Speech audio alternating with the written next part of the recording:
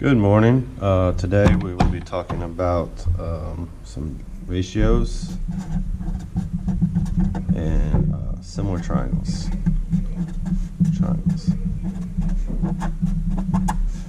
How exciting, huh?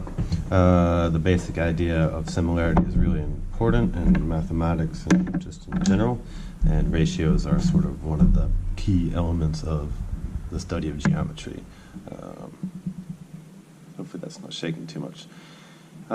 Ratios and similarity, it works about things maintaining proportion. Like a toy car is a small version of a much bigger thing, and then everything is in proportion to each other. So if you have a small car, last time I tried to do a drawing of one, it was horrible. So let's say we got this car right here. This is a really ugly looking car, isn't it? And then we got a wheel there, and a wheel there, and some windows. But it's all kind of in relationship to each other. That's sort of a smaller version. If I had a bad one, okay, and a bad would be like if this part was all misshaped, and then the wheels were like way too big, and the windows were small comparatively, and we would know it wouldn't look right, and the things aren't in balance with each other. So that's like the worst drawing ever. This is the second worst drawing ever. We're going to talk about triangles, though. We'll keep this ugly sheet of paper so far, but we're going to do two triangles, and you might be given some information. Well, let's take one step back. The first thing to know is that triangles are similar if and only if all the angles are the same. So if this one's 20, this one would be 20. If this one's 50, this one would be 50. And what's 20, 50, 70, 70 and 110 is 180, right? If the angles are different from each other, then they're not similar. These triangles are similar. That's the only thing we got to have. So similarity is similarity by angle, angle, angle. That's what it can tell you. And it can't really tell you that it's congruent because we don't know what size they are. This one could be smaller or bigger or any size, but we know that they're all in ratio. I'll kind of move this up here a little bit and then see if we need some more paper in a second. So we got similarity by angle, angle, angle.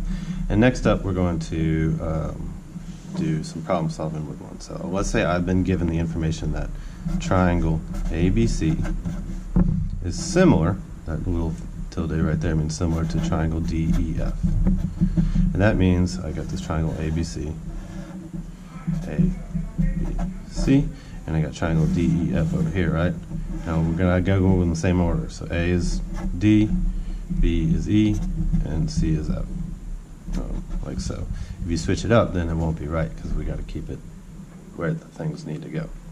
And then they'll give you some information then. So maybe we've got this side is 4, and this side is 5, and this one over here is like 10, and this is some unknown x. All right, and we need to find this x. And we look at these, and how we go about solving it is by looking what we have and what we need and put it all together in a handy little proportion. Let's move that up to here so we have some room down here to solve the problem. So I've got my x over here, x, and I got an equal sign, because here we're setting it up, the proportions will be equal. No, they aren't equal. So the side over here that correlates with that is this one right here. So I'll put that over here.